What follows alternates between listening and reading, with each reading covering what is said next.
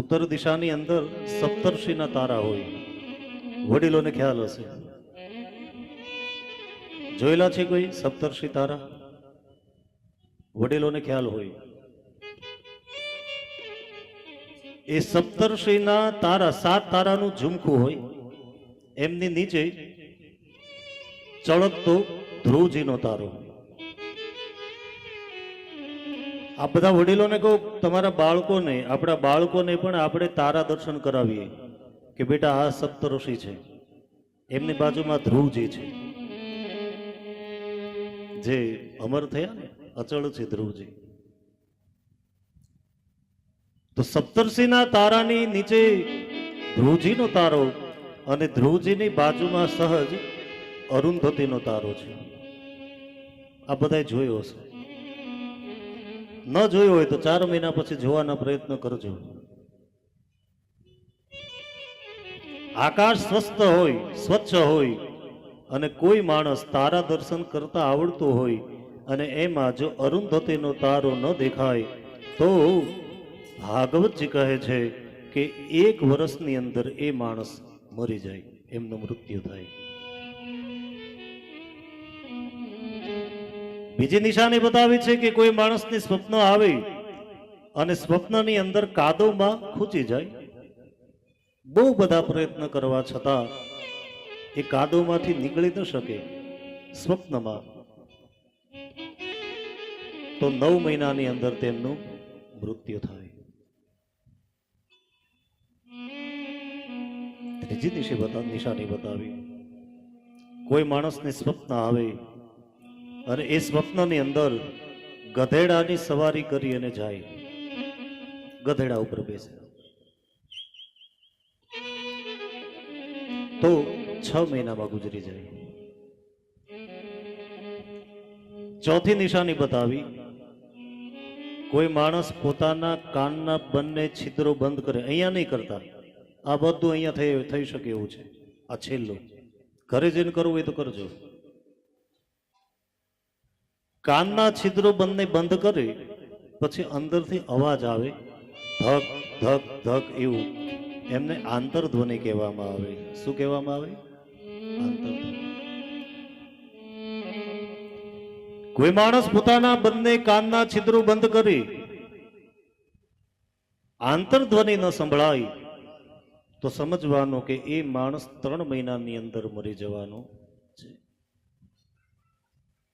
બીજી એક વાત બતાવી, આપ તેલનો કે ઘીનો દીવો કરો, પછી પવન ના આવે ત્યાં સુધી દીવો ચાલુ રહે, પછી તેલ દિવેલ પૂરું થઈ જાય, પછી દીવો બુઝાઈ જાય એમની જાતે, પછી એમાંથી ધુમાડો નીકળે, એની વાસ આવે, ગંધ આવે. શું આવે?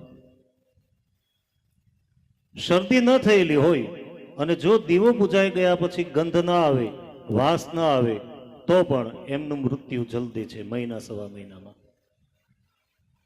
તો શું કરવાનું? રડવાનું નહીં. રડો તો પણ આવશે. રડો તો ભગવાનનું ભજન કરો. શું કરો? ભજન કરો. પોતાનું પ્રતિબિંબ પાણીની અંદર ન જોઈ શકે,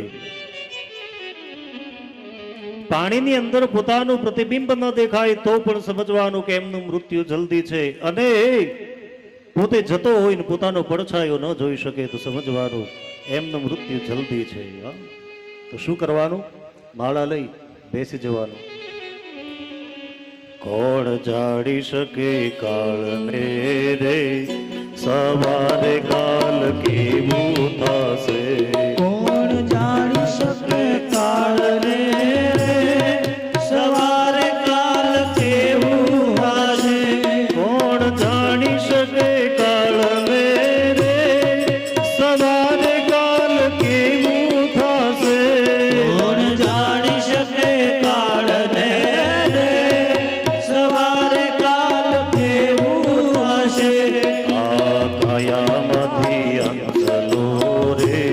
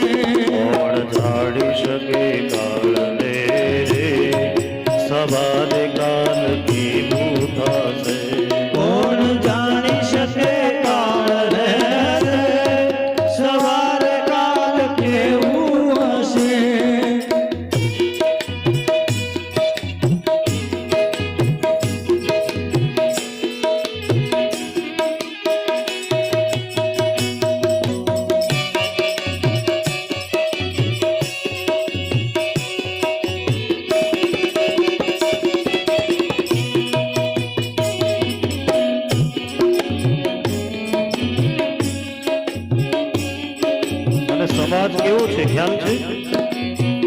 સમાજ કેવો છે?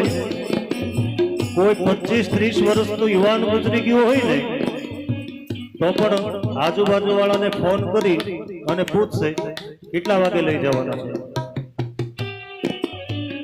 શું પૂછશે? કેટલા વાગે કાઢવાના છે? ટાઈમ વેસ્ટ નહીં થવો જોઈએ. કદાચ કોઈ રાતના 9 વાગે 10 વાગે એવું ગુજરી ગયું હોય પછી રાતના ન લઈ જવાય તો સગા વાલા કુટુંબજનો પરિજનો બધાને ચાલી ગયેલો માણસ ઝેર જેવો લાગે. અને એક કહેવત બી છે આપણામાં, કહી દઉં? આમણી કહેવત આય, હા આખી દે ગાય. હમી હાંજના મરી તાણે કુલા કરડી જાણ્યા. જે હમી હાંજનું મરે એનું પછી કેટલું રડે? રડે કે કુલા કરડે જાણે.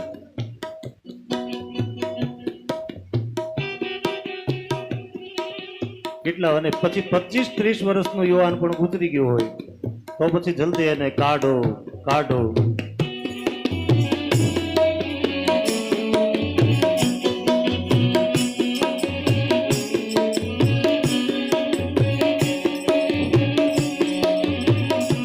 તારું દેહ રૂપાળો રે નહીં રાખે ઘરમાં ઘડી. મારો દેહ રૂપાળો રે નહીં રાખે ઘરમાં ઘડી. તારું દેહ રૂપાળો રે નહીં રાખે ઘરમાં ઘડી. તારો દેહ રૂપાળો રે નહીં રાખે. સાચો રે હેરો તારો સફળ થશે. હરે રામ ભક્ત સાચો રે ફેરો તારો સફળ થશે. રામે રામ ભક્ત સાચો રે હેરો તારો સફળ થશે. હરે રામ ભક્ત સાચો રે ફેરો તારો સફળ થશે.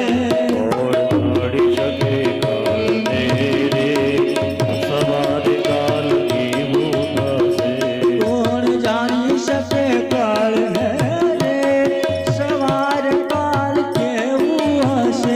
કોણ જાણી શકે કાળને રે સવારે કાલ કેવું હશે. કોણ જાણી શકે કાળને રે સવાર કાલ કેવું હશે? આકાશમાં વીજળીનો ચમકારો છે ઘડી કે બે ઘડી? આકાશમાં વીજળીનો ચમકારો છે ઘડી કે બે ઘડી? એમ જીવન તારું જાણજે મનવા, એ છે ઘડી કે બે ઘડી. એક વાત આપ બધાને કહી દઉં, મારા ભાઈ બહેનો ધ્યાનથી સાંભળો.